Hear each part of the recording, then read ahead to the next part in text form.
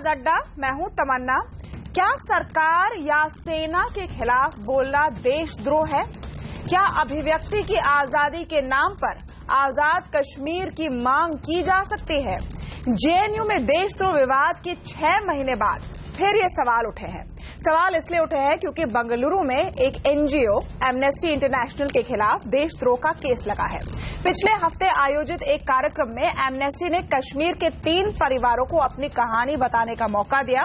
इन परिवारों ने बताया कि किस तरह कश्मीर घाटी में भारतीय सेना के हाथों उनके मानवाधिकारों का हनन हुआ है। कार्यक्रम के अंत में कुछ लोगों ने कश्मीर में आजादी के नारे लगाए। नारों पर छात्र संगठन एबीवीपी ने एफआईआर दर्ज कराई और कर्नाटक पुलिस जांच कर रही है। लेकिन कहानी यहां खत्म नहीं होती। बीजेपी और केंद्र सरकार एमनेस्टी की जांच की मांग कर रही है। एबीवीपी का कहना है कि कार्यक्रम से जुड़े लोग गिरफ्तार हो। दूसरी तरफ राय उठ रही है कि लोगों की बोलती बंद करने के लिए देशद्रोह कानून का गलत इस्तेमाल हो रहा है। इन दोनों दावों के बीच सच्चाई क्या है? क्या देशभक्त होने के लिए जरूरी है कि सरकार की हां में हां मिलाए? क्या बोलने की आजादी का गलत इस्तेमाल हो रहा है? इन सारे गंभीर सवालों को आज हम उठाएंगे आवाज अड्डा में। लेकिन पहले आपको सुनाते कि एमनेस्टी मामले पर अब किस तरह की राजनीति हो रही है। एनजीओ जो है वो अपने आप को राष्ट्रीय हितों से भी ऊपर मानते हैं और उनको लगता है कि वो जो है वो भारत को, भारतीय हितों को जितना गाली देंगे उतना वो अंतर्राष्ट्रीय उनकी ख्याति होगी। ऐसे एनजीओज पर तो कंट्रोल करने की जरूरत है क्योंकि देश के हितों के साथ, देश की राष्ट्रीय सुरक्षा के साथ कोई समझौता नहीं। अगर कोई ऐसे वक्तव्य हुए हैं जो कि देशद्रोही करार किए जा सकते हैं तो कानून अपना काम करे।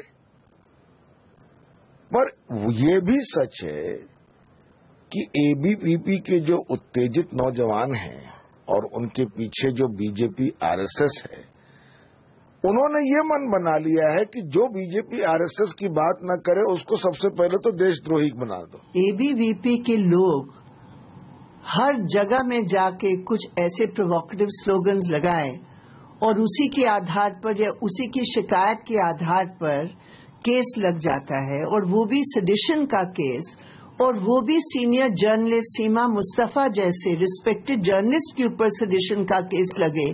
ये तो बिल्कुल खंडन करने वाली बात है, ये निंदा करने वाली बात है। ओके, आइए चर्चा शुरू करते हैं। आज हमारे साथ इस पूरे मामले पर चर्चा करने के लिए जॉन दयाल जुड़े हुए हैं। वो सामाजिक कार्यकर्ता है। साथ में हमारे साथ जुड़े हैं प्रेम जैन, एबीवीपी के वो कार्यकर्ता है। विपुल मुदगल हमारे साथ जुड़े हैं। वो एक एनजीओ के साथ है जो अब सुप्रीम कोर्ट जा रही है ये पता करने की सेडिशन केस कैसे होने चाहिए और उसका आधार क्या होना चाहिए। बीजेपी के आला नेता शाहनवाज हुसैन हमारे साथ है और कांग्रेस की लीडर प्रियंका चतुर्वेदी भी हमारे साथ आज जुड़ी हुई है इस पूरे डिबेट में। स्वागत है आप सबका। प्रेम जैन जी, सबसे पहले आप समझाएं कि क्यों एक सेडिशन का केस, देशद्रोह का केस लगना चाहिए आपके मुताबिक, अगर ऐसे नारे उठे हैं। और यहां बता दें कि हमने कोई इंडिपेंडेंट जांच अभी तक की नहीं कि क्या नारे उठे हैं, लेकिन दावा है कि नारे उठे हैं। देशद्रोह का केस क्यों लगना चाहिए?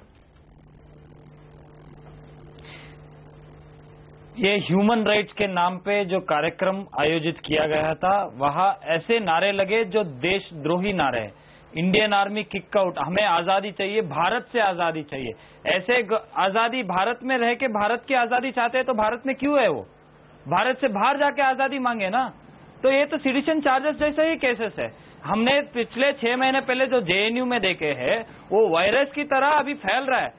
परसों बेंगलुरु में हुआ, उसके बाद जो कॉलेज था सिद्धार्था कॉलेज, जो तुमकुर का कॉलेज है, जो होम मिनिस्टर ऑफ कर्नाटका परमेश्वर जी के कॉलेज है, उनके कॉलेज में हुआ। तो ये वायरस फैल रहा है। जब तक उनको कानून के हिसाब, उनको जो अगेंस्ट इंडिया बोल रहे हैं, उनको जो भी लॉ के अगेंस्ट जो भी बोल रहे हैं, उनको कोई भी अभी तक किसी को अरेस्ट नहीं कर रहा है क्योंकि सिर्फ एफआईआर डाला हुआ है। एफआईआर में क्यों डाला है? क्योंकि जो भी ऑथेंटिक प्रूफ थे उसके ऊपर उन्होंने कानूनी क्रम लिया अभी तक उन्होंने। जी ओके, तो प्रेम जैन का कहना है कि जब ऐसे नारे लगते हैं तो ये साफ तौर पर एक सेडिशन का केस है, उनकी संस्था ने जाकर एफआईआर लिखवाई है। जॉन दयाल जी, आपके मुताबिक ये एक सेडिशन का केस क्यों नहीं होना चाहिए? नहीं, सेडिशन का केस है या नहीं है, ये तो कचहरी में, कोर्ट में जज डिसाइड करेंगे। एक तरफ के वकील पैरवी करेंगे, दूसरे वकील पैरवी करेंगे। अभी तक जो इतना पिछला 100 साल में जजमेंट्स हो चुकी हैं उसके ऊपर बात आएगी। महात्मा गांधी ने सेडिशन के ऊपर क्या कहा था उसके ऊपर बात आएगी। यहाँ पे सड़क के ऊपर थोड़ी हम डिसाइड करेंगे, यहाँ पर हम मारकाट करके तो नहीं डिसाइड करेंगे। यहाँ पर हम अपना जबरन किसी और के ऊपर थोप के तो डिसाइड नहीं करेंगे ना। कानून की व्यवस्था ऐसे तो नहीं चलती है। कानून की व्यवस्था का एक प्रोसीजर है, एक प्रोसेस है। अगर आप सोचते हैं प्रोसेस हो रहा है, मूल सवाल क्या है? मूल सवाल पे नहीं, प्रोसेस तो हो रहा है, प्रोसेस चलने दीजिए। मूल सवाल पे आता है कि प्रोसेस अपनी जगह पर है, प्रोसेस चल रही है। मूल सवाल है कि क्या अपनी जगह पर क्या सेडिशन है और क्या सेडिशन नहीं है। विपुल मुदगल जी, आपकी संस्था, आप सुप्रीम कोर्ट जा रही है इसी सवाल पर, क्या कोई इसमें कंफ्यूजन होना चाहिए? देखिए, बेसिक सवाल क्या है कि क्या कोई भारत में खड़े होकर ये कह सकता है कि कश्मीर में आजादी होनी चाहिए? अगर वो ऐसा कहे तो क्या ये देशद्रोह है? ये है मूल सवाल। देखिए, कश्मीर की बात मैं फिलहाल नहीं कर रहा। मैं सिर्फ देशद्रोह का जो कानून है उसकी बात कर रहा हूँ। कॉमन कॉज एक ऐसा संस्थान है जो कि बहुत पहले से कई सरकारों के खिलाफ आवाज उठाता रहा है। 2G का मामला था जिसमें बड़े बड़े मंत्री जेल गए, वो भी हमने कांग्रेस के टाइम में किया था। अब ये इस सरकार के टाइम में कर रहे हैं हम। देशद्रोह का गलत इस्तेमाल अपने विरोधियों को डराने धमकाने के लिए जो किया जा रहा है, तो अब ये कह सकते हैं कि आप हमारे खिलाफ हो गए। देखिए, एक आपने भी बड़ी इंटरेस्टिंग बात की थी कि कब हो जाता है कब नहीं, वो पता नहीं लगता। अब मैंने देखा प्रेम जी को बहुत गुस्सा आ रहा है कि भाई देखिए हमारे देश के साथ क्या हो रहा है। देखिए, हमारी स्वतंत्रता दिवस के दिन हिंदू महासभा और कुछ दूसरे जो इदारे थे उन्होंने एक नारा दिया कि हम काला दिवस मनाएंगे। अगर मान लीजिए कोई दूसरा संगठन मना रहा होता, ये इनके भाई बंधु नहीं होते, तो अब तक तो ये राशन पानी लेके उनके ऊपर चढ़ाई कर दिए होते और कहा होता कि भाई ये तो इससे बड़ा तो देश के खिलाफ बोलेगा वो देश भारत की स्वतंत्रता दिवस के दिन भारत के काला दिवस मान रहे हो, तो वही मैं कह रहा हूँ। देखिए, जब आप बोल रहे थे तब मैं बीच में नहीं बोला था, प्लीज मेरी बात सुन ले।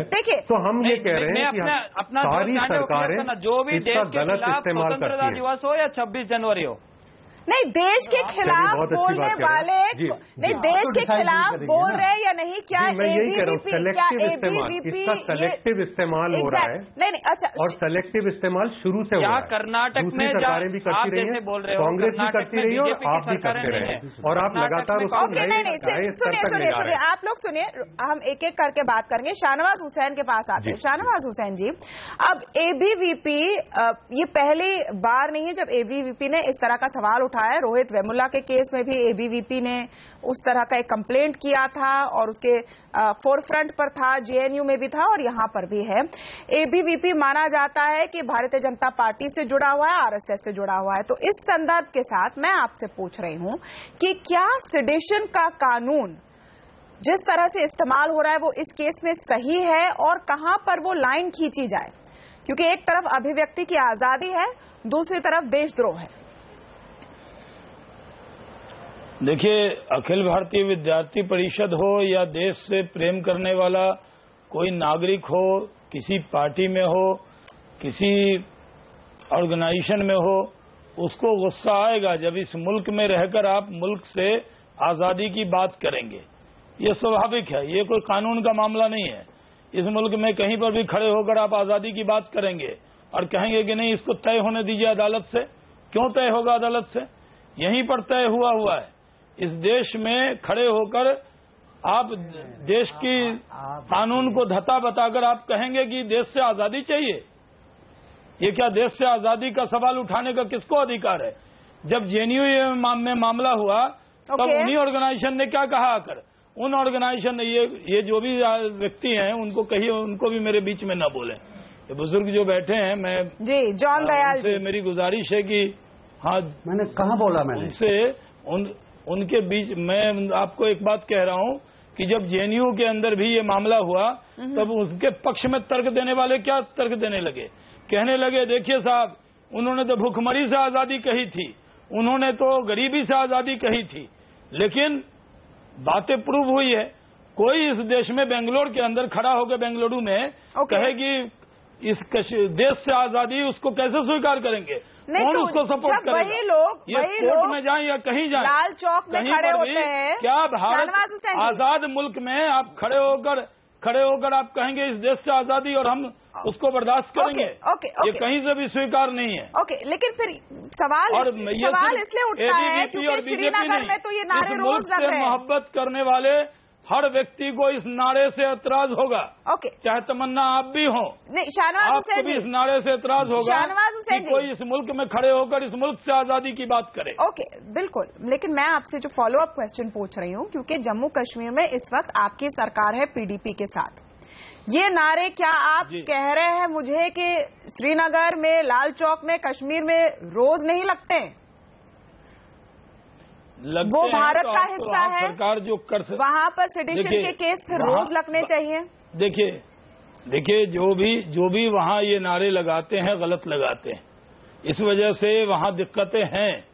लेकिन क्या आप इजाजत देंगे कि हर चौक चौराहे पर भारत के अच्छा किया कि नहीं? भारत के चौक चौराहे पर खड़े होकर आजादी, भारत से आजादी के नारे लगाएंगे और फिर अगर उस पर इतराज करेंगे तो कहेंगे हम उसके ठेकेदार हो गए? हम ठेकेदार नहीं है उसके। हर मुल्क का नागरिक इस बात का ठेकेदार है कि हमारे मुल्क को तोड़ने की बात कहीं पर भी किसी को करने का अधिकार नहीं है, चाहे वो कश्मीर हो या बेंगलुरु हो या JNU का कैंपस हो। ये आजादी नहीं है। इस मुल्क में आजादी का मतलब ये नहीं है कि आप मुल्क के खिलाफ नारे लगाने लगिए। प्रियंका चतुर्वेदी भी हमारे साथ है। प्रियंका जी, कर्नाटक में आपकी सरकार है कांग्रेस पार्टी की, और ये केस भी आपकी पुलिस ने दर्ज किया हुआ है, उसकी जांच भी आप लोग कराएंगे, लेकिन इस पर कांग्रेस पार्टी का क्या व्यू है फ्रैंकली अभी तक क्लियर नहीं हुआ है, क्योंकि एक तरफ आपके चीफ मिनिस्टर कुछ कहते हैं, फिर आपके सीनियर लीडर दिग्विजय सिंह कुछ और ट्वीट करते हैं। तो आप जरा पहले क्लैरिफाई कीजिए कि इस इशू पर आपका स्टैंड क्या है। नहीं, वो तो मैं क्लैरिफाई करूंगी, पर मैं शाहनवाज जी की दो चीजों से सहमत नहीं हूं। जहां उन्होंने कहा जुडिशियल प्रोसेस की जरूरत ही नहीं है, जो भी न्याय होना है वो जो सामने काम चल रहा है वहीं पे मारा पीटी कर न्याय सॉर्ट आउट हो जाएगा। मैं और शाहनवाज जी और प्रेम जी तो काफी यंग है, ABVP प्रियंका जी, मैंने ये नहीं कहा कि प्रोसेस की जरूरत नहीं है, कार्यकर्ता है। मैंने ये नहीं कहा, पूछना चाहती हूँ, मैंने ये नहीं कहा, देश की आजादी उनके लिए चलेगी जो 60 साल तक देश के तिरंगे को फहराते नहीं है अपने हेडक्वार्टर्स में, या जो देश की आजादी का ब्लैक डे बनाते हैं। ABVP एक संगठन था जिसने लहकाया कि सभी प्रियंका को निशान बना लिया। प्रियंका जी, मैं आपसे रिक्वेस्ट करती हूँ, प्रियंका चतुर्वेदी जी, मैं आपसे रिक्वेस्ट करती हूँ कि आप और पैनलिस्ट से सवाल पूछे, उसके पहले मेरे सवाल का जवाब दे दीजिए। वो है प्रेम जैन और शाहनवाज हुसैन जी, प्लीज रुक जाइए, क्योंकि नहीं, मैं वो जवाब दूंगी, पर पहले देखिए। नहीं, आप औरों से सवाल पूछे, उससे पहले प्लीज जो मैंने सवाल पूछा उसका जवाब तो दे दीजिए। मैंने शाहनवाज जी की नहीं, क्योंकि ऐसा है इस डिबेट में बोलने का मौका कम मिलता है, जवाब देने का मौका कम मिलता है, बीच में टोका टाकी ज्यादा होती है। मैं आपका भी जवाब दूंगी, पर क्योंकि मैं गलत बातें सुन रही थी तो वो भी क्लैरिफिकेशन करना मेरे लिए जरूरी है। अब मैं आगे बढ़ती हूँ। आपने पूछा कांग्रेस का क्या स्टैंड है। जी, आप यहाँ पे सवाल उठा रही हैं कर्नाटका पुलिस पे। हम सेक्शन 124A के बिल्कुल खिलाफ हैं। हम जानते हैं वो एक ड्रैकोनियन कॉलोनियल लॉ है जिसको निकालना बहुत जरूरी है। जिस तरीके से सुप्रीम कोर्ट ने सेक्शन 66A को स्ट्राइक ऑफ किया था, इसी तरीके से ये वाला लॉ जाना जरूरी है। पर जब तक ये लॉ IPC सेक्शंस में है, सिर्फ कर्नाटका पुलिस ही नहीं, देश की कोई भी पुलिस या कोई भी राज्य इस सेक्शन का इस्तेमाल कर सकते हैं जहां भी उनको लगे कि देशद्रोह का मामला बनता है। और जिस तरीके से ABVP प्रोटेस्ट कर रहा था और प्रेशर बना रहा था और जो भी सेक्शंस लगे हैं वो लगे हैं। अब यहाँ पे कर्नाटका सरकार की बात आती है। कर्नाटका सरकार ने बहुत स्पष्ट कह दिया है, इन्वेस्टिगेशन हम करेंगे, कोई भी रॉन्गफुल अरेस्ट नहीं होगा। JNU में हमने देखा रॉन्गफुल अरेस्ट हुए, जो जिन्होंने नारेबाजी की वो अब तक अरेस्ट नहीं हुए। Priyanka ji, neither here nor there। आप कह रहे हैं कि आप किसी तरीके का काम नहीं किया, खिलाफ है। There a big difference. अगर ये सेडिशन, आप स्टैंड लीजिए ना, सेडिशन लगा, जब तक सेडिशन नहीं निकलता है, ये एक्ट नहीं निकलता है, जब तक ये आईपीसी में बना रहता है, तो आज सिर्फ कर्नाटका में ही नहीं, कल महाराष्ट्र में ये तकलीफ पाई जा सकती है। आईपीसी की कौन सी धारा लगानी है, इसका डिस्क्रेशन किसके पास है? प्रियंका जी, आईपीसी की कौन सी धारा लगानी है, इसका डिस्क्रेशन किसके पास है? डिस्क्रेशन कर्नाटका पुलिस के पास है। Exactly. Karnataka police, Assam police, Delhi police, Maharashtra police, उनके पास है। और उन पे आर यू ट्राइंग टू से कि उनके पास ये अधिकार नहीं है, क्योंकि आईपीसी ने उनको ये अधिकार दिया है। और अगर आप ये कहने की कोशिश करेंगे कि होम मिनिस्ट्री और कर्नाटका के चीफ मिनिस्टर इसमें इन्वॉल्व है, मैं कहूंगी बिल्कुल गलत है। हमने बहुत स्पष्ट तरीके से कहा है, अगर इस तरीके का एक्ट का जो मिसयूज होगा, अगर हो रहा है, इन्वेस्टिगेशन प्रूव करेगा और किसी को रॉन्गफुली अरेस्ट नहीं किया जाएगा। तो फिर दिग्विजय सिंह जी आज ट्वीट करके क्यों बोल रहे हैं कि हमने कर्नाटक के चीफ मिनिस्टर से बात की और उन्होंने हमें अश्योरेंस दिया है कि कोई गिरफ्तारी नहीं होगी इस केस में? तो जो वर्जन आप बता रही हैं प्रियंका जी, देखिए प्रॉब्लम ये है तो कि वही मैं आपसे कह रही नहीं है कि वो क्या स्टैंड लेना चाहती है। के सपोर्ट में खड़े हुए पूरी कांग्रेस पार्टी इनके सपोर्ट नहीं, आई थिंक प्रॉब्लम ये हो रही है, प्रॉब्लम ये है प्रेम जी ऐसा है, मैं आपके बीच में नहीं बोल रही थी, आप बहुत जोश में हैं, मैं आपसे कहूंगी एबीवीपी में आपकी बात सुनिए, एबीवीपी में प्रियंका जी मैंने बात आपकी अगर कश्मीर में ये सारे सबको देशद्रोही करार कर आप ये काम करिए। एक मिनट नहीं, मुझसे सवाल पूछा गया है, जवाब नहीं। वही भी हमारा धरना प्रोटेस्ट कंटिन्यू किया हुआ है। दो और जो पैनलिस्ट जुड़े हैं हमारे डिबेट में, उनको मैं इंट्रोड्यूस करना चाहूंगी। प्रेम जैन जी, एक मिनट, मैं आपके पास आऊंगी। प्रेम जैन जी, मैं आपके पास आऊंगी, रुकिए please. Rakesh Sinha ji, this is unfortunate, अगर आप में इतना जोश है, आप पूरे देश में जाकर इस तरीके के आरएसएस के राकेश सिन्हा जी, एक minute Priyanka ji, let me just introduce. ये कोई तरीका नहीं होता कि सबको आप चुप करने की कोशिश करें। दो और लोग हमारे साथ जुड़े हैं, वहां तक ही रखें जहां तक सीमित होनी चाहिए। दो और लोग जुड़े हैं हमारे पैनल में, मैं उनको इंट्रोड्यूस कर लूं। आरएसएस विचारक राकेश सिन्हा हमारे साथ हैं और सीपीएम के नेता फौद हलीम हमारे साथ हैं। स्वागत है आप दोनों का। राकेश सिन्हा जी, आज जो डिबेट का मूल सवाल है वो अगर हम आइडेंटिफाई करें तो जो मेरे समझ में मूल सवाल निकल कर आता है, सिंपल ये है कि क्या कोई भी अगर नारे लगाए कि हमें देश से आजादी चाहिए, क्या वो सेडिशन का केस बनता है और जो परिभाषा है कानून में सेडिशन की उसके तहत आता है?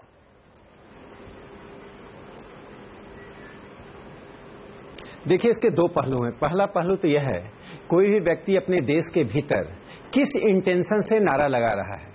आप बेंगलुरु में जो हुआ उसका इंटेंशन क्या था? उसका साफ इंटेंशन था कि कश्मीर की आजादी होनी चाहिए, यानी कश्मीर को भारत से अलग करने की जो मुहिम है उसका हिस्सा था। ये सेडिशन है, ये कानून इंटरप्रेट क्या करेगा, ले मैन भी इंटरप्रेट करेगा। लेकिन मैं एक दूसरी बात कहना चाहता हूं, इस पर कांग्रेस बीजेपी के बीच बहस हो रही है, आप सुन रही हैं। मैं एक बात कहना चाहता हूं, देखिए पूरे विश्व में मानवाधिकार संगठन होना चाहिए, मानवाधिकार होना चाहिए। मानवाधिकार का हनन का शिकार कोई भी व्यक्ति कभी भी हो सकता है, लेकिन एमनेस्टी इंटरनेशनल के बारे में मैं दो बातें कहना चाहूंगा। ये मानवाधिकार का एक संगठन हुआ करता था, अब नहीं है। इसका प्रमाण के रूप में मैं कह रहा हूं, आयरन खान जो लंबे समय से इसके सेक्रेटरी जनरल थी, जब उनको हटाया गया तो मालूम है 5 लाख पाउंड उनको पे किया गया। कॉन्ट्रैक्ट क्या था, आप मुंह बंद रहेंगे, दोनों में से कोई पार्टी मुंह नहीं खोलेगा एमनेस्टी इंटरनेशनल पर। उसके नए सेक्रेटरी जनरल ने कहा यह हमारे लिए मिनिमम न्यूनतम सौदा था, और हम यह सौदा इसलिए था कि उनके मुंह खोलने से एमनेस्टी के रेपुटेशन पर प्रभाव पड़ता है। उसके पहले कैथोलिक ऑर्गेनाइजेशन जो कि एमनेस्टी इंटरनेशनल को डोनेशन सपोर्ट करते थे, जब एमनेस्टी इंटरनेशनल ने आइडियोलॉजिकल पोजीशन लेना शुरू किया तो उन्होंने डोनेशन देना बंद कर दिया। एक और इंस्टांस में देता हूं भारत से, गीता सहगल जो भारत की है, गीता सहगल लंबे समय से इसके जेंडर यूनिट की को हेड किया करती थी। गीता सहगल को निकाला गया, क्यों निकाला गया? इसलिए नहीं निकाला गया कि वो मानवाधिकार के पक्ष में नहीं थी, वुमेन्स राइट के पक्ष में नहीं थी। उनकी जो ख्याति है वो सब जानते हैं। गीता सहगल हमसे आइडियोलॉजिकल सहमत हो या ना हो, लेकिन गीता सहगल की अपनी स्टैंडिंग है। गीता सहगल ने क्या किया था, मोजाम्बिक जो तालिबान के समर्थक थे, उस तालिबान के समर्थक से जब इसका लिंक हुआ तो उन्होंने इसका विरोध किया। तो तालिबान समर्थक को पोस्टर बॉय बनाया गया, जो अपनी एक्टिविस्ट रही गीता सहगल, जिनकी पूरे विश्व में क्रेडिबिलिटी थी। दर्जनों एक्टिविस्ट उनके समर्थन में सिग्नेचर्स किए। राकेश जी, आप क्या पॉइंट रखना चाह रहे हैं? आप क्या पॉइंट रखना चाह रहे हैं? मैं कंक्लूड करना चाहता हूं कि इसमें ऐसे ताकतों का, ऐसे विचारधारा के लोगों का इन्फिल्ट्रेशन हो चुका है एमनेस्टी इंटरनेशनल में, जो मानवाधिकार की दुकान चला रहे हैं। और ये बंगलुरु की घटना को मैं आइसोलेशन नहीं देख रहा हूं। लगातार कश्मीर को उन्होंने अंतर्राष्ट्रीयकरण करना, कश्मीर को इस तरह से प्रोजेक्ट करना कि कश्मीर में मानवाधिकार का हनन हो रहा है। जब 2004 से लगातार कश्मीरी पंडितों ने मुहिम की कि आप आइए, हमारे कैंप में आइए, उस पर भी रिपोर्ट जारी कीजिए, इन्होंने कोई रिपोर्ट जारी नहीं की। जम्मू कश्मीर में कश्मीरी पंडितों का मानवाधिकार का हनन नहीं हो रहा है। जी पुलिस वालों को पानी में फेंक दिया जा रहा नहीं हो रहा है। ये राष्ट्र विरोधी है। एमनेस्टी इंटरनेशनल मानवाधिकार का दुकान चलाते हैं। राकेश सिन्हा का प्रॉब्लम है एमनेस्टी इंटरनेशनल पीडीपी ने एक्नॉलेज ही नहीं की, उसकी प्रशंसा की थी। क्या भारतीय जनता पार्टी उनसे ये सीधी बात है। डॉक्टर फौद हलीम का पॉइंट ऑफ व्यू इसमें ले ले। देखिए, इसमें दो चीजें हैं। राकेश सिन्हा जी का कहना है कि एमनेस्टी इंटरनेशनल में ही कुछ गड़बड़ी है और उनको इसके लिए रिस्पॉन्सिबिलिटी लेना चाहिए। एमनेस्टी इंटरनेशनल का जो बयान आया है वो भी हम आपको दिखा दें। उनका कहना है कि हमारा कोई नारों से लेना देना है नहीं, नारे बाद में लगे। तो क्या एमनेस्टी पर देशद्रोह का केस लगना चाहिए, वो एक सवाल है। लेकिन मैं फिर से मूल सवाल पे आ रही हूँ। फौद हलीम जी, मैं स्पष्ट बोल दूं कि आज 40वां दिन है कर्फ्यू का कश्मीर में। दूसरी बात है 8000 से ज्यादा लोग वहां पर घायल हुए हैं, 65 लोगों की जान चली गई है, 5 लोगों की जान कल गई है। वहां पाकिस्तान हमारी सरहद पर हमारे सेना पर आक्रमण कर रही है। तो कश्मीर का जो मुद्दा है, इसको अगर दृष्टिकोण लोगों का, हिंदुस्तान का अगर घुराना है, तो ये जो एमनेस्टी और बीजेपी के जो छात्र संगठन का जो जुगलबंदी है, ये बहुत जरूरी है। पहले बात समझ लीजिए कि कश्मीर का जो मुद्दा है, उसके अगर हमें आगे बढ़ना है तो राज्यसभा ने जो सर्वसम्मति से जो एक प्रस्ताव गृहीत किया है कि ऑल पार्टी मीटिंग कर करके जो स्टेक होल्डर्स है कश्मीर में, उनसे चर्चा करके आगे जो हमें बढ़ाना है, मैं आपको याद इस रास्ते में क्योंकि कश्मीर तो एक बात है। मैं जरा खत्म करूं। नहीं, प्लीज लेट मी फिनिश। और बाकी हिंदुस्तान में ये जो तापमात्रा बढ़ाने का जिस तरीके से ये सब कार्य किए जा रहे हैं, ये मूल बाल्कनाइजेशन चाहता है। सीपीएम से बड़ी भाई, आपके बीच में मैंने वक्तव्य नहीं रखा। भाई थोड़ा सा धीरज रखिए। मैंने जो संगठन कितनी गलत बात कर रहे हैं, कितनी गलत बात कर रहे हैं। आरएसएस के आपके चरित्र में देखा, नेता ने आजादी पर हिस्सेदारी ली है। आप आरएसएस बीजेपी और एबीवीपी तो आजादी के बारे में तो 42 में अंग्रेजों के दलाल के रूप में काम कर रहे हैं। आजादी का एक क्योंकि देखिए, हम मूल सवाल से ना भटके, मेरा ये सवाल है विपुल मुद्गल, जो सवाल आप लेकर कोर्ट में गए हैं, हम आते मूल सवाल पे आते। फौद हलीम जी एक मिनट रुक जाइए। आजादी के जो महत्व है और जो सोच है, वो आरएसएस बीजेपी और एबीपी वाले नहीं समझेंगे। आजादी का महत्व आप समझते हैं देश को तोड़कर। देखा है। मैं आना चाहती हूँ विपुल मुद्गल के पास, आना चाहती हूँ और मैं चाहती हूँ कि बीजेपी कांग्रेस भी इसमें इन्वॉल्व हो। एक मिनट, तो नमूत्री बात जेल में थे, ज्योति बसु जेल में थे। जिस तरीके से प्रभावित है सीपीएम और आरएसएस अपने सीपीएम और आरएसएस एक दूसरे पर प्रहार करे, वो अलग बात है। एक मिनट, फौद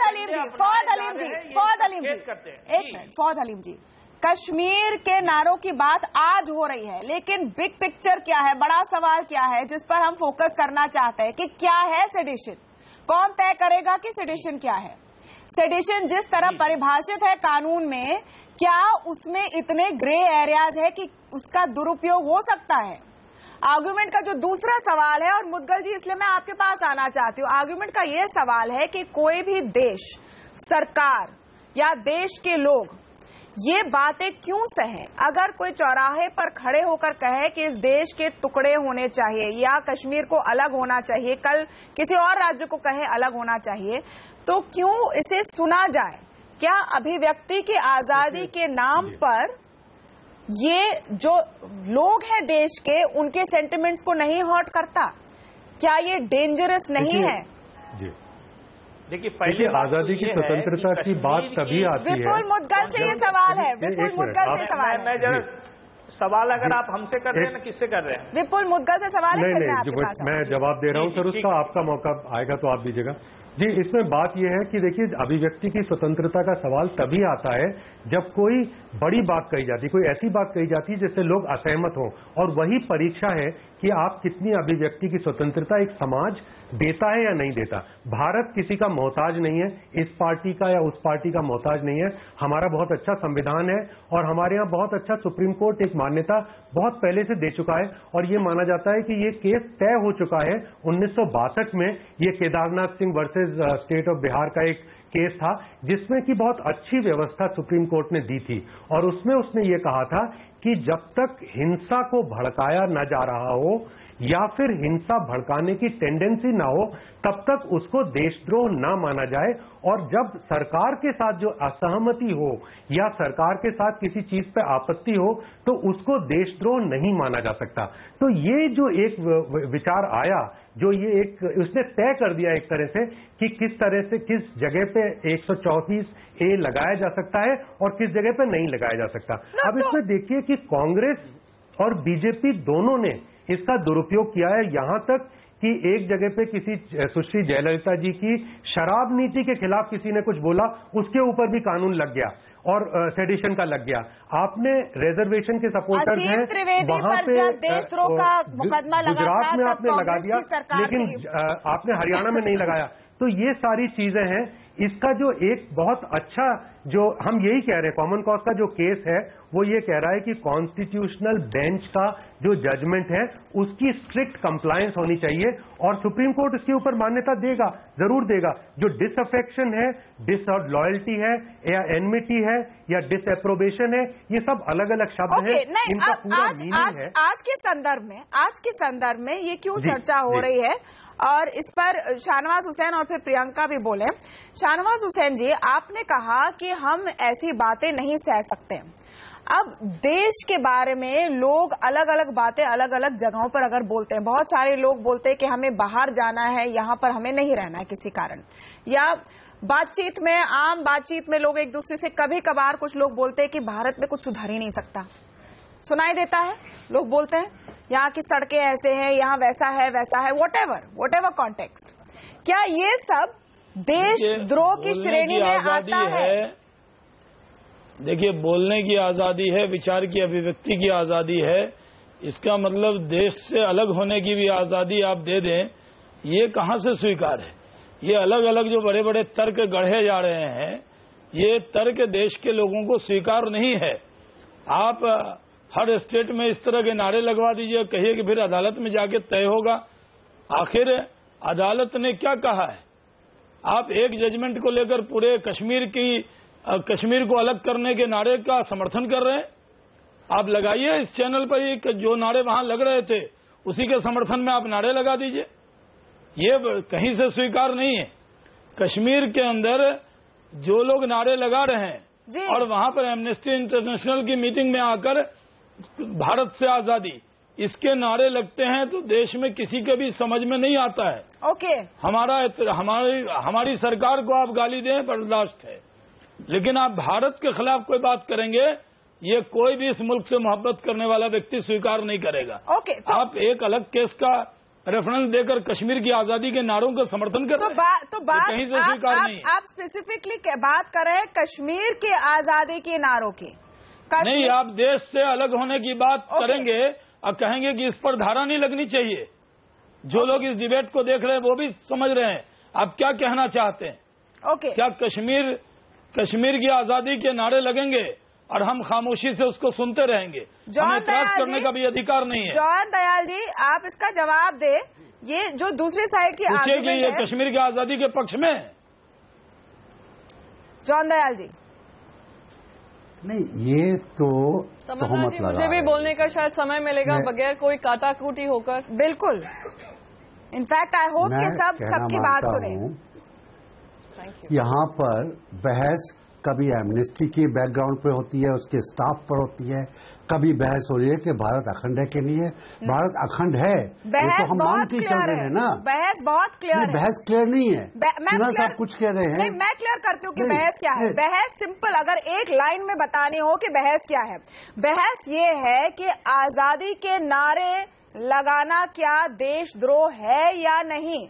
बहस ये नहीं है कि क्या कश्मीर को अलग होना चाहिए, वो बहस नहीं है। उस पर सब मानते कि कश्मीर भारत का हिस्सा है, लेकिन उसकी मांग करना, बोलना अपने मुंह से, नारे लगाना, क्या ये देशद्रोह है या नहीं, ये सवाल है सिंपल। जॉन दयाल जी, देश के खिलाफ कोई कार्य करना, कोई बम लगाना, कोई और तरीके से तोड़ने की कोशिश करना देशद्रोह है।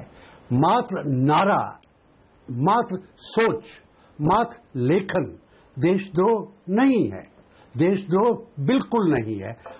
इंदिरा गांधी ने 1975 में इमरजेंसी लगाई, सबों को देशद्रोही बना दिया, मगर वो देशद्रोही नहीं थे। कश्मीर को अलग करना देशद्रोह नहीं है। वो जब इंदिरा गांधी ने सारे लोगों को पकड़ के बंद कर दिया था, वो देशद्रोह नहीं था, वो जयप्रकाश नारायण देशद्रोही नहीं थे। जयप्रकाश नारायण देशद्रोही। हम कोशिश कर रहे हैं कि बहुत ही साफ क्लियर बहस हो, इसलिए अब मैं आऊंगी प्रियंका चतुर्वेदी के पास, उसके बाद हम राकेश सिन्हा की राय इस पर सुनेंगे। आप देश की परिभाषा को ट्रिवियलाइज कर रहे हैं, उसको इतना ट्रिवियलाइज मत कीजिए। नहीं, एक देश प्रेम की भाषा को देश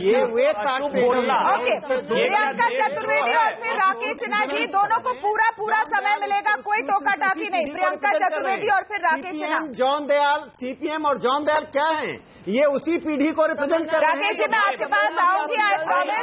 राकेश सिन्हा जी, मैं आपके पास आऊंगी, आई प्रॉमिस। प्रियंका जी बोल रहे, फिर आपको पूरा ध्वज को अशुभ कहा।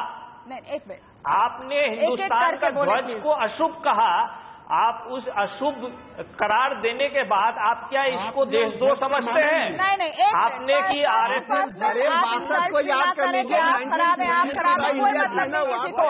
प्रियंका चतुर्वेदी, आपकी राय मैं जानना चाहूंगी, क्योंकि देखिए कांग्रेस पार्टी अब तक जैसे जेएनयू में हुआ, एक मिनट मेरी बात सुन लीजिए, एक एक करके सबके पास में आऊंगी प्लीज। तो आरएसएस की किताब मैं क्या सबको रिक्वेस्ट कर सकती हूँ झंडा को अशुभ।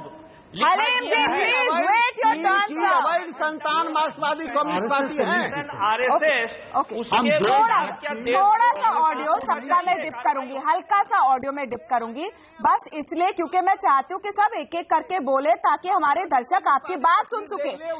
प्रियंका चतुर्वेदी जी और उसके बाद राकेश सिन्हा जी, आप प्लीज धैर्य रखें। राकेश सिन्हा जी, आपसे रिक्वेस्ट है। प्रियंका, मेरा सवाल आप सुन लीजिए। तमन्ना जी, नारेबाजी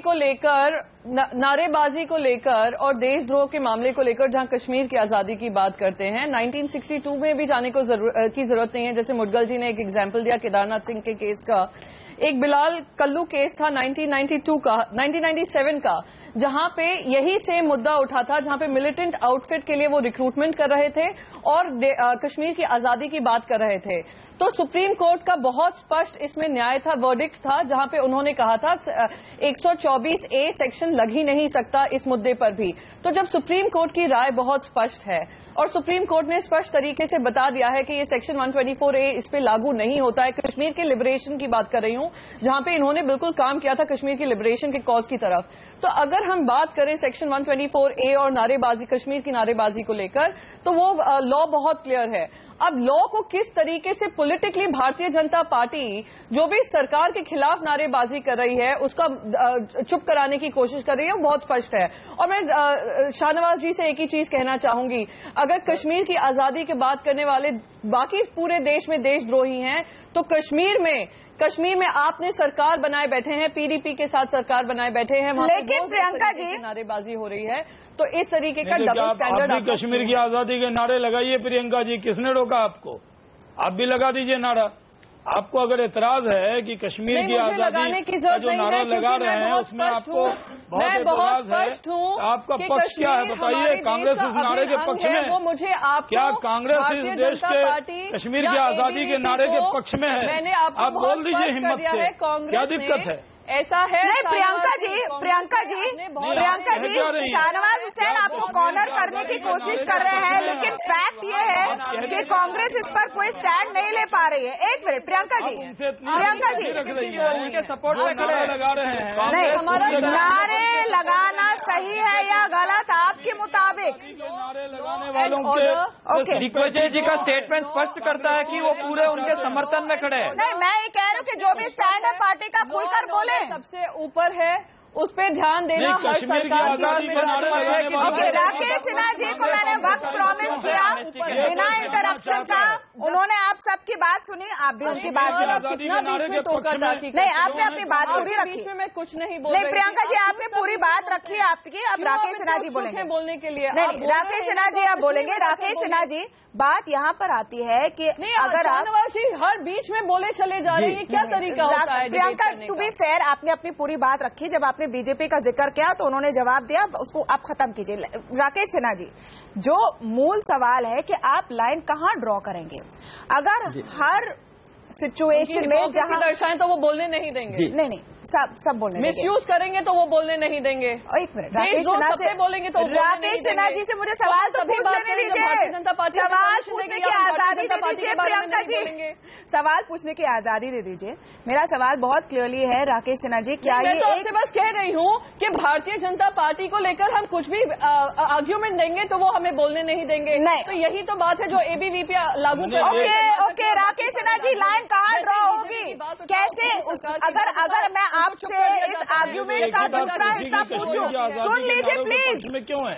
सुन लीजिए प्लीज। राकेश सिन्हा जी से मेरा एक सवाल है, एक इंटेलेक्चुअल सवाल है। एज एन इंटेलेक्चुअल सर, आप इसको कैसे देखते हैं कि कहाँ पर लाइन ड्रॉ होगी? क्या ये वाकई? प्रियंका जी प्लीज, इंडियन कहलाने में 1 सेकेंड प्रियंका, 1 सेकेंड, मुझे सवाल पूछने दीजिए प्रियंका, सवाल पूछने दीजिए। Rakesh Sinha, keep it short. मेरा सवाल सिंपल ये है कि क्या ये डर है कि सेडिशन लॉ का दुरुपयोग सरकार कर सकती है? आज कोई और सरकार है, पहले कोई और सरकार थी, आगे शायद कोई और सरकार, जो भी हो, क्या ये वाकई एक डर है कि सेडिशन लॉ जिस तरह आज है उसका दुरुपयोग हो सकता है, किसी के भी खिलाफ हो सकता है, संदर्भ बदल सकते हैं?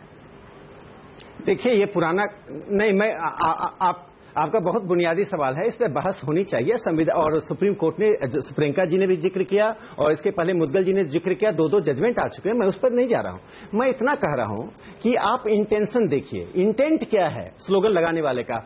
हॉलो स्लोगन है, मजाक में स्लोगन लगाया जा रहा है, जस्ट मनाने के लिए स्लोगन लगाया जा रहा है कि वास्तव में वह एक सबस्टांसिव स्लोगन है? वहां जो स्लोगन लगाया जा रहा था वो सबस्टांसिव स्लोगन है, जिसका पाकिस्तान में जो कश्मीर पर स्लोगन लग रहा है और एमनेस्टी की सभा में स्लोगन लगा, दोनों में क्या अंतर है? कोई बता दें मुझे, मुद्गल जी बता दें, मुझे प्रियंका जी समझा दें। क्योंकि राहुल गांधी जेएनयू जाकर गले लगाए थे कन्हैया को, इसलिए कांग्रेस को दिक्कत हो रही है। और एक जानकारी मैं दे दूं, यूपीए सरकार ने 2007 से 2012 तक एमनेस्टी को भारत में अनुमति नहीं दी थी, एडहॉक बेसिस पे काम कर रहा था। 2012 में सोनिया गांधी ने इंटरवीन करके होम मिनिस्ट्री को पर प्रिवेल करके एमनेस्टी को यहां जगह दिलवाई, एमनेस्टी को स्थायी स्थान दिया। इसलिए आज सोनिया गांधी के दरबार के लोग, जिसमें दिग्विजय सिंह है, मैं दिग्विजय सिंह को कांग्रेस का मूल प्रवक्ता मानता हूं। दिग्विजय सिंह जो बोलते हैं वो 10 जनपद बोलता है। कांग्रेस का स्टैंड साफ है, भारत के खिलाफ नारे लगाने वालों का कांग्रेस स्वागत करती है।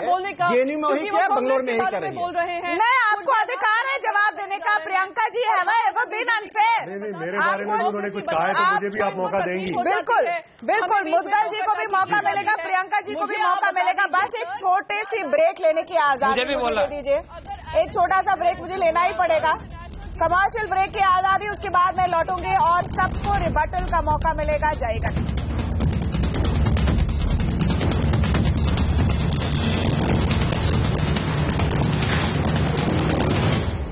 क्या देशद्रोह का वायरस फैल रहा है या लोगों को देशद्रोह करार करने का वायरस फैल रहा है? ये दोनों आर्ग्यूमेंट है इस डिबेट के। हम एमनेस्टी पर देशद्रोह का जो मुकदमा लगा हुआ है बेंगलुरु में, उसकी हम चर्चा कर रहे हैं। एनजीओज के साथ हाल फिलहाल में क्या हो रहा है वो भी एक हिस्सा इस चर्चा का, हालांकि उस पर हम अभी फोकस नहीं कर रहे हैं। आइए चलते हैं हमारे पैनल के पास। फौद हलीम जी, आपसे मैं पूछना चाहूंगी, अगर मैं काउंटर क्वेश्चन आपसे पूछूं कि कोई भी सॉवरेन नेशन, कोई भी देश क्यों बर्दाश्त करे इस तरह के सिसेशन या आजादी के मांग को कि देश का एक हिस्सा हट जाएगा? और क्यों हम मान के चले कि ये नारे तो इनोसेंट हैं, इन नारों से कुछ नहीं होता है, नारों से क्यों डरना है? क्या इनमें से ये नारे लगाने वाले एक फीलिंग पैदा नहीं करते हैं सुनने वालों में? जी हलीम जी, आपको आवाज आ रही है मेरी? ओके, फौद हलीम मेरी बात नहीं सुन पा रहे हैं, लेकिन मैं ये सवाल ले जाऊंगी प्रियंका के पास। प्रियंका, क्योंकि आपको राकेश सिन्हा का जवाब भी देना था, लेकिन अगर आप काउंटर आर्ग्यूमेंट देखें कि कोई देश इसको इनोसेंट क्यों माने, इसको हार्मलेस क्यों माने?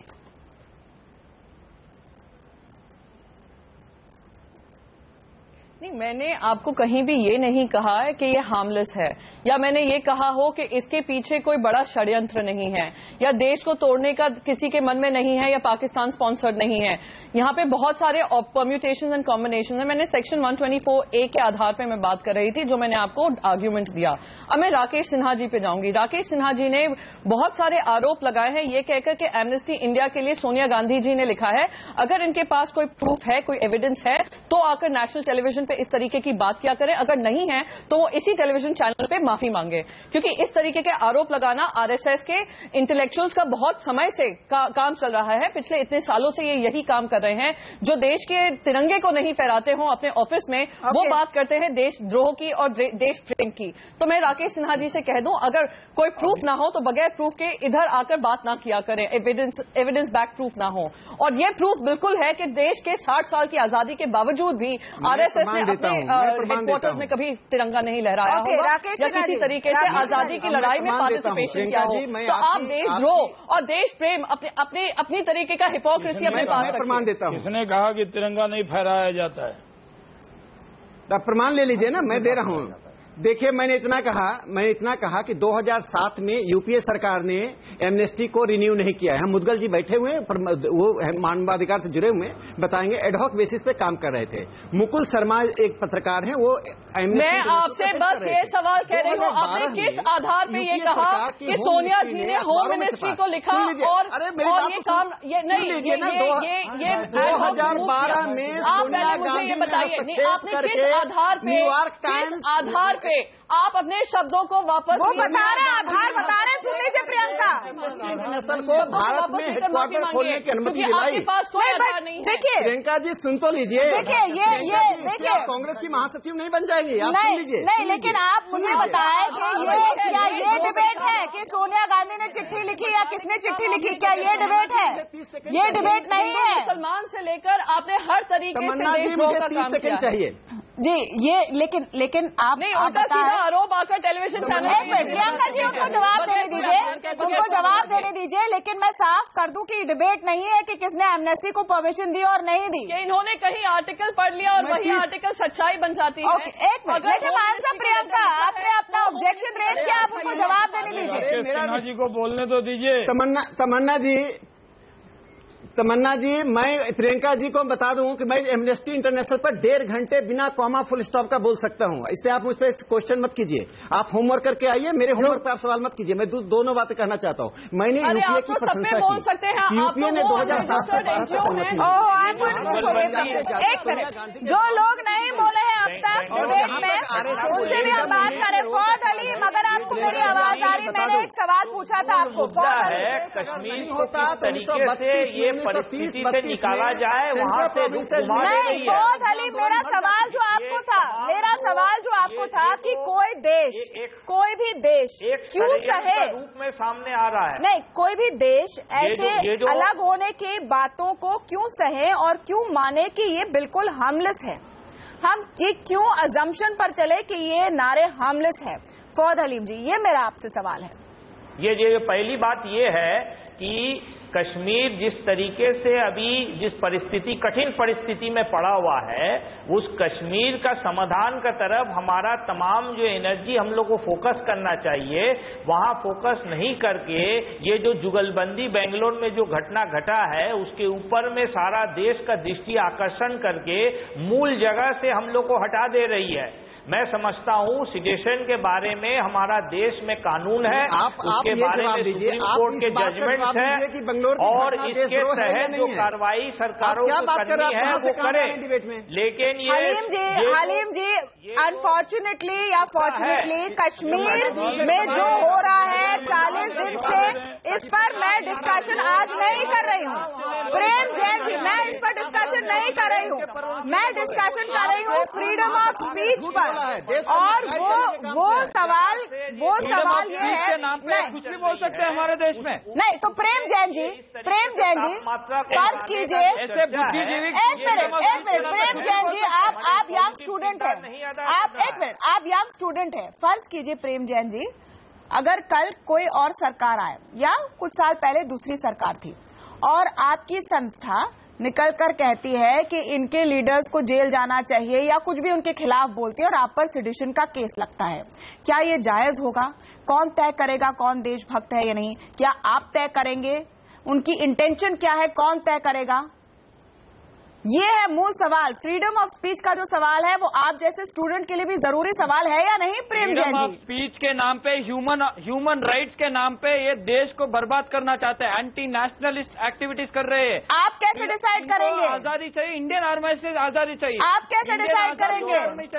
गुजरात में दलितों के खिलाफ भी इस तरीके से पदक्षेप लिए गए थे 128 और गुजरात में भी इस तरीके से कानून चैलेंज हो रहा है कोर्ट में। एविडेंस उन्होंने दिया है, जो एविडेंस मिला उसी के ऊपर उन्होंने ये बहुत धाराएं लगाई हुई है। ऐसे ही कोई धाराएं नहीं। पुलिस कमिश्नर आज ओपन स्टेटमेंट है, जो भी एविडेंस मिले हैं उसके आधार पर ही ये धाराएं लगाई हुई है। ऐसे ही धाराएं कोई नहीं लगाता। हम वेलकम करते हैं जो सेडिशन केस के ऊपर इनको लगा।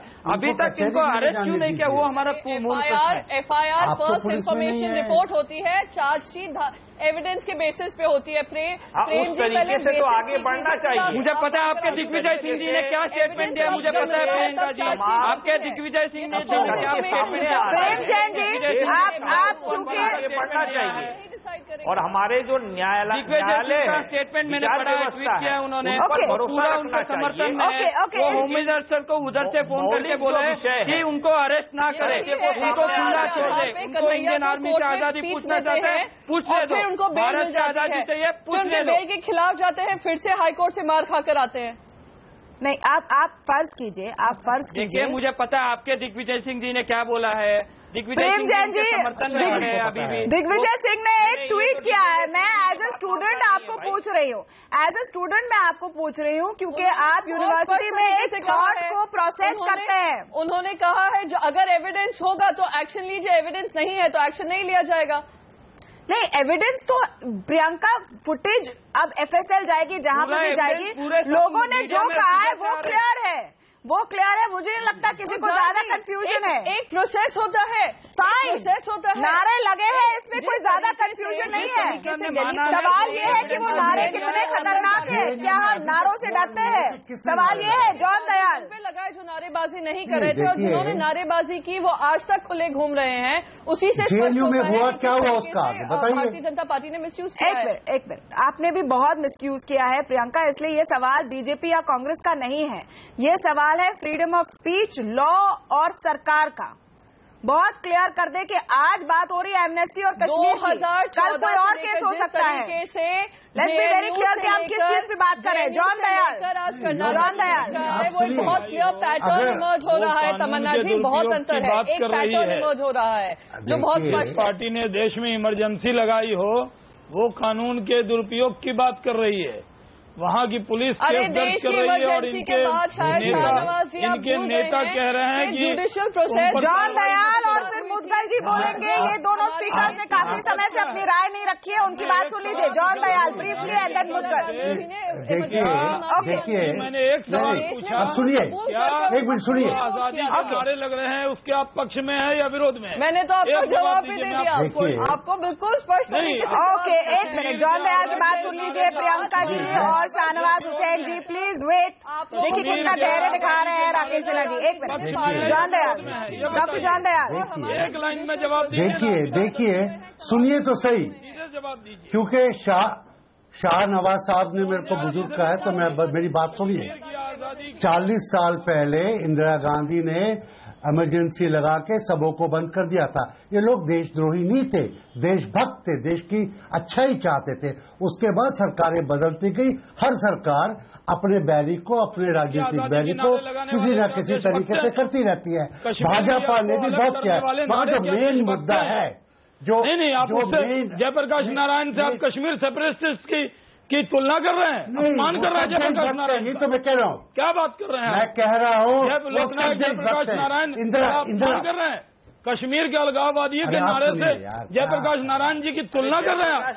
क्या बात? मैं कह रहा हूँ इमरजेंसी में आप सबको कि नजरिया बदलता है जयप्रकाश ओके, विपुल मुद्गल, क्या ये सिर्फ कानूनी सवाल है, देशभक्ति का सवाल है या एक नेशनल कॉन्शियस का सवाल है? विपुल मुद्गल, आपकी बात समझ में आ गई है लोगों को? प्लीज नाम लेकर के आप स्वाधीनता संग्राम जी, अब विपुल मुद्गल की बात सुन लीजिए। वो कोर्ट गए सवाल के साथ, सुप्रीम कोर्ट गए सवाल के साथ। जी विपुल मुद्गल, देखिए इसमें एक बात, बहुत पहले आप हमारा केस सुन लीजिए। जो केस हम सुप्रीम कोर्ट में लेके जा रहे हैं उसमें जी जो केस जो है उसमें ये कहा जा रहा है कि ये बात मानी जा सकती है कि पार्लियामेंट डिसाइड करेगी कि इसको रिपील करना है, रखना है या इसको निकालना है। और दोनों पार्टियां करीब करीब ये कह रही हैं कि हम पूरी तरह से इसके पक्ष में नहीं है क्योंकि ये कॉलोनियल रूल है। हम इसमें ये कह रहे हैं कि देखिए जो भी जहां पे भी सेडिशन का केस लगाया जाए, जो थानेदार कर रहा है या कोई प्राइवेट व्यक्ति मजिस्ट्रेट के सामने जाके कर रहा है या कहीं पे भी किसी के खिलाफ कोई केस दायर हो रहा है जैसे एबीवीपी ने किया, तो उसमें उस जगह का जो सबसे बड़ा पुलिस अधिकारी है, जो डायरेक्टर जनरल ऑफ पुलिस है या फिर जो पुलिस कमिश्नर है, वो अपने आप को इस बात से सेटिस्फाई करे और वेरीफाई करे कि सचमुच इसमें इंसाइटमेंट ऑफ वायलेंस हो रहा है। आपका केस है वो तो ठीक है, लेकिन क्या फैक्ट नहीं है कि सेडिशन केस लगाना नहीं लगाना एक पॉलिटिकल डिसीजन बन जाता है? लेकिन पॉलिटिकल डिसीजन इसीलिए इसका कहना बहुत आवश्यक है क्योंकि इन्होंने देखिए जो एक कवि के खिलाफ भी तमिलनाडु में लगा दिया या फिर एक कार्टूनिस्ट के खिलाफ लगा दिया या फिर आप लगातार कांग्रेस सरकार, अभी कुछ भी कह ले कांग्रेस के लोग, लेकिन कांग्रेस भी कोई भोली नहीं है। इसमें कांग्रेस ने बहुत दुरुपयोग किया है इसका। और देखिए जो न्यूक्लियर पावर के खिलाफ जो लोग हैं, सारी दुनिया में देशद्रोह का केस कब लगना चाहिए, कैसे लगना चाहिए, कानूनी सवाल है। लेकिन आज के दिन में एक और बड़ा सवाल भी है कि देशभक्ति या देशद्रोह का सर्टिफिकेट जो लोग बांटते फिर रहे हैं वो कितना एक डेंजरस ट्रेंड है। कौन तय करेगा कि कौन देशभक्त है, कौन देशद्रोह है और किसके पास ये हक होना चाहिए? ये एक बड़ा सवाल है डिबेट का जो बार बार उठता रहेगा और उस पर खुलकर आजादी के साथ चर्चा होनी भी बहुत जरूरी है। बहुत बहुत शुक्रिया आप सबका आज हमारे साथ आवाज अड्डा में इस मुद्दे पर जुड़ने के लिए। नमस्कार।